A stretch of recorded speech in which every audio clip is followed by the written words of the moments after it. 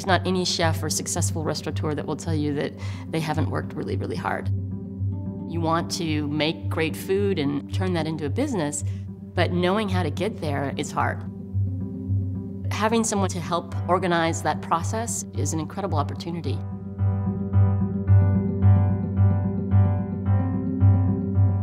The idea for La Cocina was born in the late 90s, driven by the Women's Initiative for Self-Employment and Meta, and the hopes that entrepreneurship would be built out of a kitchen.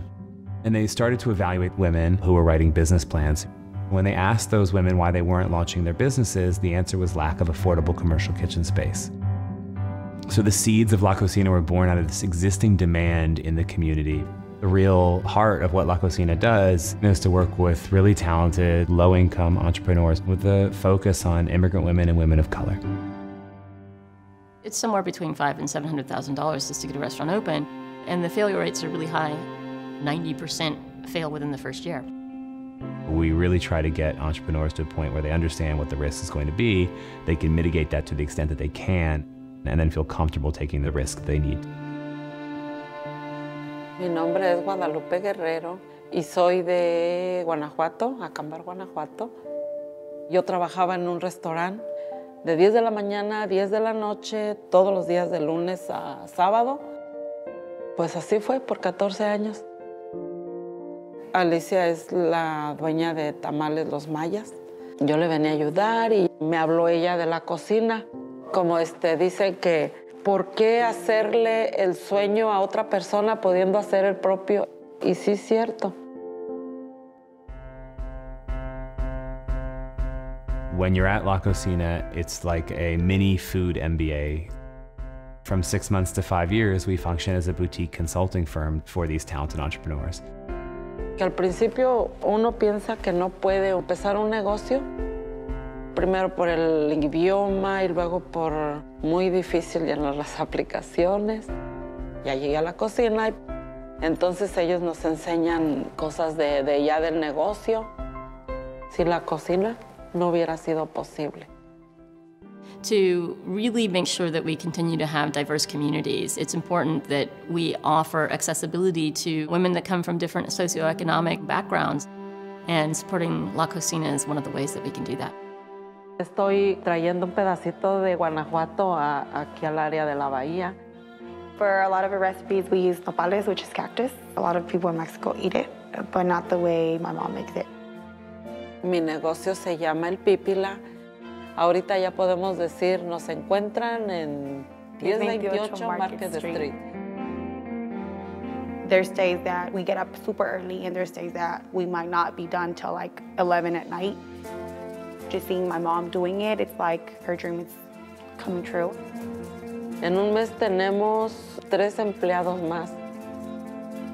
O sea, es algo que no lo imaginé.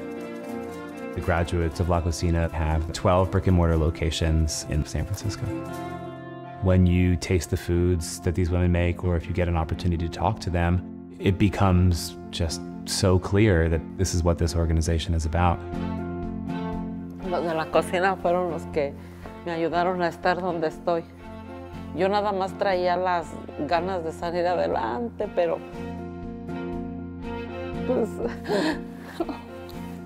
pues todo. We've seen over the last 10 years nearly every kind of food business you can imagine. We've seen food trucks, farmers market stands, we have these brick and mortar restaurants, and quite a few successful packaged food entrepreneurs.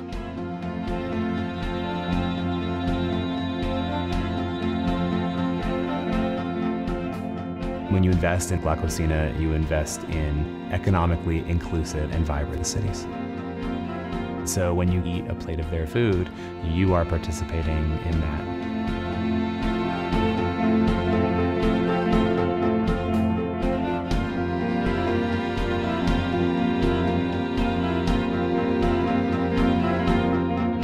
The thing that's so moving about La Cocina is the entrepreneurs themselves. That's the part that really makes me committed to the organization.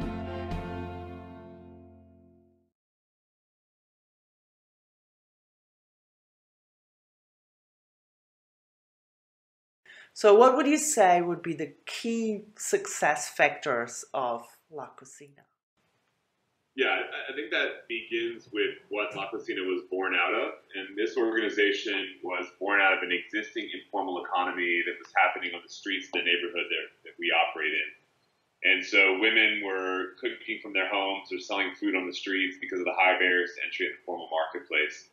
And so when La Cocina came to understand what sort of problems there was this clear need to move from the informal to the formal, and there were these clear barriers that were keeping those entrepreneurs from doing so.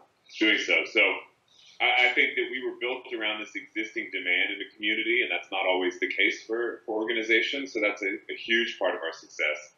And then I think the second thing is we have a really good confluence of supply, really talented entrepreneurs who have these barriers to entry, who are making a really incredible product, and demand, willing customer base that wants to eat those foods, wants to support those businesses, but may not know how to find them.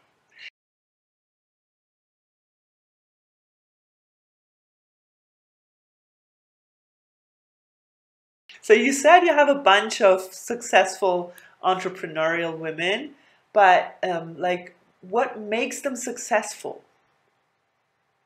Yeah, I mean, we're pretty specific at La Cocina. We talk about our success in terms of economic opportunity, so either economic or operational self-sufficiency.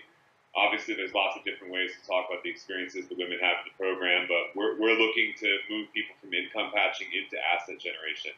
So these are women who start less than $5,000 in original capital, and they're able to move into brick-and-mortar restaurant ownership, factory ownership, whatever it might be, million-dollar revenue companies.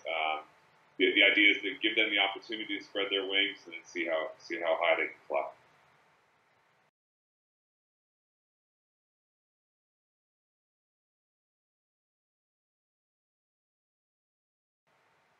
So you're saying when they come to La Cocina, do they already have like an entrepreneurial mindset, or is it more, are they more foodies or more entrepreneurs, or what do you think? Yeah, I mean, our real target demographic, bread and butter of who we work with, are women who have already been selling food out of their homes or on the streets. So they've been operating what we consider the informal marketplace as entrepreneurs. And so our biggest task is to translate that entrepreneurial spirit into a formal marketplace.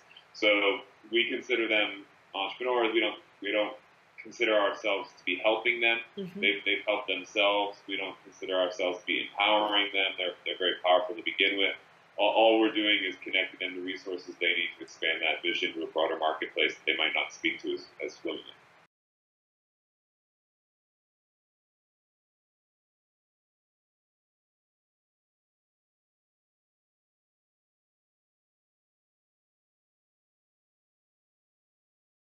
So is it also that La Cocina is well known enough that they all reach out to you, so you never reach out to them? No, I mean, I think a lot of our work is about recruitment. I think there's a lot of trust that needs to be built in the communities that have been shut out of the formal marketplace. So, as an organization, we feel like we have an obligation to spend time in those communities, not rush anybody towards formalization if they're not ready for it. The informal marketplace serves a lot of needs for a lot of people.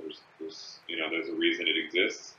But yeah, I mean, we do get people who hear about us because of word of mouth, and I think we do a lot of work trying to figure out who's out there who might not know what resources are available to them.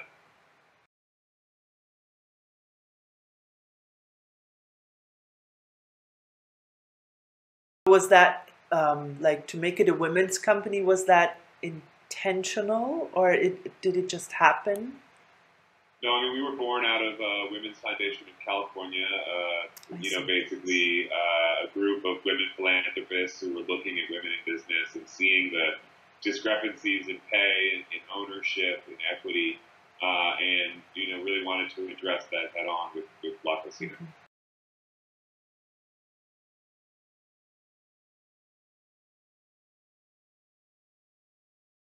So, and you don't know us, but you might have an advice if we wanted to do something like that, what to do or not to do? Yeah, I mean, I think the first thing to do in a scenario like this is to, we're a for-profit organization, so we don't generate a profit with the services we delivered, but we have to ensure that we have a revenue stream that's consistent. So for-profit or non-profit, I think it's essential to understand what the product that you're committing to deliver to your stakeholders is, and being really clear about that. For us, it's this transition from informal to formal. It's fully fledged businesses that are asset generating. And then to make decisions that are guided by that outcome, and to make sure that that outcome is something the people you serve are interested in. Mm-hmm. Be realistic. Mm-hmm. Just because you think that something deserves to be true doesn't mean that the business elements are there to support it. If you're going to start a business incubator, you should be well versed enough in business to understand that you need to make business decisions. Mm-hmm.